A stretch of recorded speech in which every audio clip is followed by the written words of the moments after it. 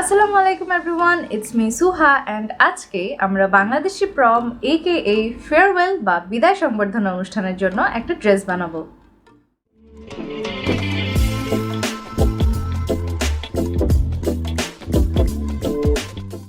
আমার এই ইউটিউব চ্যানেলটাতে আমার নাম ব্যতীত there is hardly any other information. Speaking of which, আমরা রিসেন্টলি 2000 সাবস্ক্রাইবার ক্রস করে ফেলেছি। Literally more than 2000 of you guys subscribe to my channel. It is so huge to me and I am grateful to every single one of you guys. সে উপলক্ষে আমি একটা Q&A video করব ভাবছিলাম, যেখানে তোমাদের যাবতীয় প্রশ্নের আমি টুকটাক উত্তর দেওয়ার চেষ্টা করব। সো কমেন্ট বক্সে তোমাদের কোয়েশ্চেনগুলো আমাকে জানিয়ে দিও। Coming back to this video, আমি এইচএসসি 2022 ব্যাচের সায়েন্স সেকশনের একজন স্টুডেন্ট অ্যান্ড আমাদের কলেজে ভর্তি, ক্লাস, এক্সাম, এমনকি ফার্স্ট ইয়ার থেকে সেকেন্ড ইয়ারের প্রমোশনের ব্যাপারগুলো সবই অনলাইনে হয়েছে। বাট একটুখানি আশা ছিল যে এইচএসসি পরীক্ষার আগে ফেয়ারওয়েলটা হয়তো আমরা সামনাসামনি পেতে পারি, যেটা মাথায় রেখে আমি প্রায় 6 মাস আগে একটা ড্রেস বানানো শুরু করি, যাতে ফ্রি টাইমে একটু একটু করে আমি কাজটা করতে পারি। অ্যান্ড বেসিক্যালি আমি ফেয়ারওয়েলের শাড়ি এলিমেন্টটাকে বাদ দিতে চাইনি, দেন এগেন স্ট্রেট আপ শাড়িও পরতে চাইনি, যার পারফেক্ট সুইট স্পট হচ্ছে শাড়ি গাউন। অ্যান্ড এটা রেডিমেড কিনতে গেলে আমার দুইটা কমপ্লেন আছে। ফার্স্টলি, সাধারণত যেহেতু শাড়ি গাউনগুলো নেটের কাপড়ের তৈরি হয়ে থাকে, it is not really hijab friendly. And secondly, readymade sari গাউনগুলোতে খুবই কম ঘের থাকে, সো সেটাকে গাউন ঠিক বলা যায় না, শাড়ি ড্রেস বলা যায়। So I decided to make my own. আর চলো দেরি না করে আমরা জার্নিটা শুরু করে দিই। Let's go. সো আমরা টোকিও স্কয়ারে চলে এসেছি। আর আমি আসলে দোকানে যেতে ভয় পাচ্ছি, যে কারণে আগে ক্যামেরাটা অন করা। দ্য রিজন ইজ, আজকে আমি যে ড্রেসটা বানাতে চেয়েছিলাম সেটার মেইন উৎস ছিল হচ্ছে, আমি এর আগের দিন যখন ওখানে কাপড় কিনতে গেছি, আমার একটা রোজ গোল্ড কালারের শামু সিল্ক কাপড় অনেক পছন্দ হয়েছিল। এখন যদি পর্যাপ্ত পরিমাণে ওই কাপড়টা আমি না পাই, আমার হয়তো এই ড্রেসটা এভাবে আর বানানো হবে না। তো চলো দেখি ড্রেসটা আমার বানানো হচ্ছে নাকি না।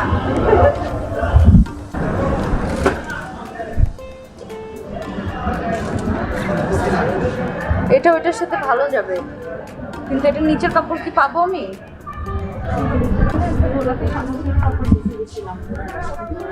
এই পাশে ছিল, আল্লাহ কাপড়টা তো নাই মনে হচ্ছে। না না, আরেকটু সুন্দর ছিল। আল্লাহ নাই। হ্যাঁ হ্যাঁ হ্যাঁ, দেখি ওইটাই তো। তো নাই, আমার তো দরকার 7 গজ। আমাদের মন মতো কাপড়টা না পেয়ে আমরা অন্য কিছু প্যাস্টেল টাইপের শেডস খুঁজছিলাম, অ্যান্ড সেটার সাথে ম্যাচিং কোনো একটা নেটের কাপড়, যেখানে এক কালার দিলে জিনিসটা একটু হারিয়ে যাচ্ছিল, ডার্ক কালার দিলে কন্ট্রাস্টে আর প্যাস্টেল ভাইবটা থাকছিল না, আর কালারফুল অপশনটাতে অর্গানজা ছিল। এটাই তো ভালো যায়, একটু গোল্ডেন হলে। এটার গোল্ডেন কালারটা একটু ফেস্টিভ টাইপের লাগবে। I think this will work. এই নিচের অংশটুকু বেল্ট হিসাবে আসবে, উপরটা দিয়ে কিছু একটা কাজ করতে হবে। I am not really sure yet. Pink থেকে lavender, not a bad transition. Close it. এবং সেই সাথে আমরা সবাই দল ধরে কাজে লেগে পড়েছি উইথ মিস্টার পিকু। আর এই ড্রেসটা বানাতে আমার 3.5 হাত বহরের ইন্ডিয়ান শামু সিল্ক কাপড়ের মোট 7 গজ কাপড় লেগেছে, উইচ কস্ট মি অ্যারাউন্ড 1100 টাকা, যার প্রতি গজ 160 টাকা করেছিল। অ্যান্ড শুরুতে আমরা ছোট কাজ অর্থাৎ স্লিভস আর হাফ বডি দিয়ে কাজ শুরু করলেও আমার ধারণা ছিল হয়তো 10 মিনিটে কাজগুলো হয়ে যাবে, বাট ভিডিও এডিট করতে গিয়ে দেখলাম যে আমরা গল্প করতে করতে 10 মিনিটের কাজ 40 মিনিট ধরে করেছি। এনিহো, এই নেটের কাপড়টার কথা তো আগে বলা হয়নি।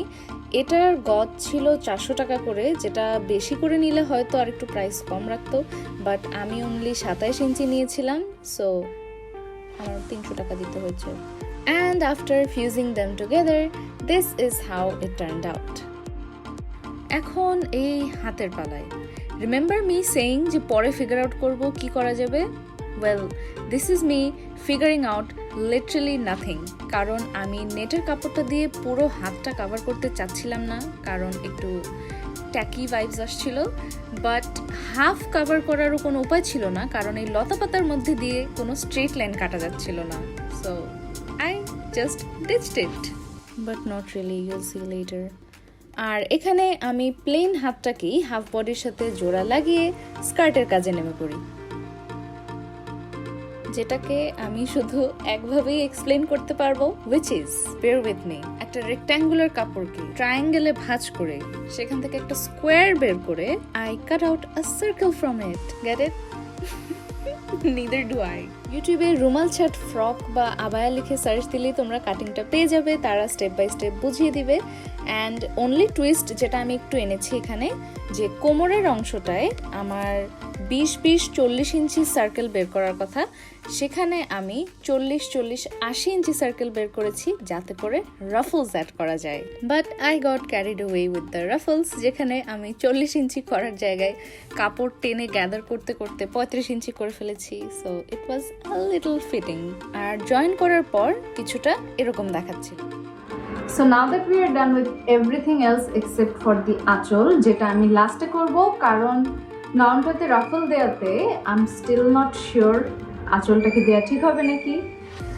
সো আঁচল দেই আর না দেই, I need to focus on the hand, and সেটার জন্য আগে যেহেতু আমরা এই কাপড়টা বিছিয়ে কোনো প্যাটার্ন বের করতে পারিনি, I am just going to cut it.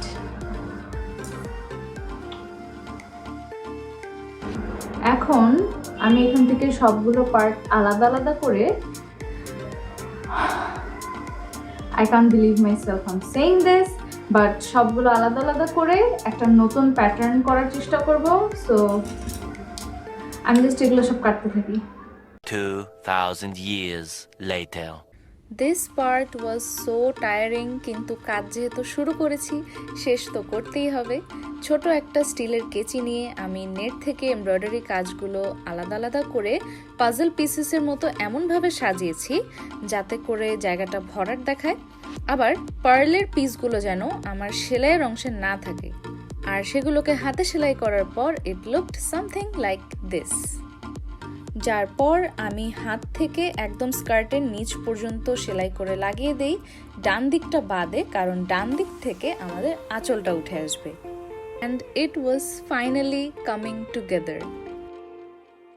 R semi ready ড্রেসটা পরে দেখার পর আই ডিসাইডেড যে আঁচলটা আমরা লাগিয়েই ফেলি, যেখানে আমি এক্স্যাক্টলি জানি না কয় গজ কাপড় ছিল, বাট ড্রেস বানানোর পর যেটুকু বাকি ছিল পুরোটারই লম্বা মাথার একটা অংশে এভাবে ভাঁজ দিয়ে দিয়ে প্লিট করে নিয়েছি, আর আরেকটা শেষ মাথা যেটা আমাদের কাঁধে ঝুলবে সেখানে এই লেসটা লাগিয়ে নিয়েছি, যেটা আমি ড্রেসটা কমপ্লিট করার পর বুঝতে পেরেছি যে লেসটা আমি উল্টা লাগিয়েছি।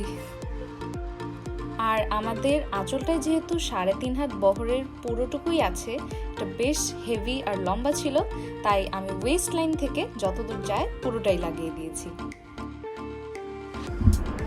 অ্যান্ড আলহামদুলিল্লাহ পুরো ড্রেসটা রেডি করে শেষ করতে পেরেছি।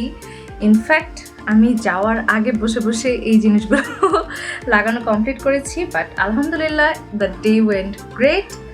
আর ইয়াস, আমার মেকআপের অবস্থা দেখেই বোঝা যাচ্ছে ফেয়ারওয়েল প্রোগ্রাম শেষ করে এসে আমি এখন ফিল্ম করছি, because I was running late, so আগে করতে পারিনি। Anyways, coming back to the styling portion, হিজাব হিসেবে আমার ফার্স্ট চয়েস এইটা ছিল, বিকজ কেন জানি না, বাট পরার পর বেশি অরেঞ্জ অরেঞ্জ দেখাচ্ছিল, সো আই সুইচড ইট আর একটু লাইট গোল্ডেন একটা শেড দিয়ে। অর্নামেন্টসের জন্য এই হাতে আমি একটা আনকাট স্টোনের আংটি পরেছি, যেটা আমি এই ড্রেসের সাথে স্পেসিফিক্যালি ম্যাচ করে নিয়েছি, and it looks so pretty, like জানি না কেমন ক্রিস্টাল ক্রিস্টাল ভাইবস আসে। অ্যান্ড এই হাতে সিম্পল গোল্ড রিংস। আর ইনিশিয়ালি আমি এই টিকলিটা পরে রেডি হয়েছিলাম, but it looked too much because পুরো ড্রেসটা স্যাটিনের, it was glowing, so I didn't really need this. But luckily, like unexpectedly, I ended up getting this at the program, which is basically like, okay, I'm a little distracted. Very unexpectedly I won this crown today as Miss Preparatarian, যেটাকে সোজা ভাষায় বলতে গেলে আমরা যে মুভিজে high school প্রম দেখি সেই প্রম queen টাইপের কিছু একটা, but with a slight hint of pageantry, because কয়েকটা রাউন্ড থাকে, কম্পিটিশন করে করে আগাতে হয়, লাইক টিচার্সরা কোয়েশ্চেন করে, ওয়াইল্ড কার্ড তুলতে হয়, stuff like that. It's a whole shenanigan যেটা আমাদের ফেয়ারওয়েল ব্যাচের জন্য অ্যারেঞ্জ করা হয়, and I am ever so grateful to my teachers and classmates for this. And পুরো ড্রেসটা ফাইনাল রিভিল করার আগে I would like to say, তোমরা যদি এখনও পর্যন্ত ভিডিওটা দেখে থাকো then thank you very much for watching. And ভিডিওটা যদি তোমাদের ভালো লেগে থাকে please click the like button below, আর কমেন্ট করে জানাতে ভুলবে না তোমাদের কেমন লাগছে। And if you guys want more videos like this, then subscribe to my YouTube channel, and without any further ado, let's roll the B-roll. Announcing the name of Miss Preparatory 2022, Sunera Rahman Suha. We're very proud of Sunera Rahman Suha Apu. She deserves the judge. Let's have a big applause.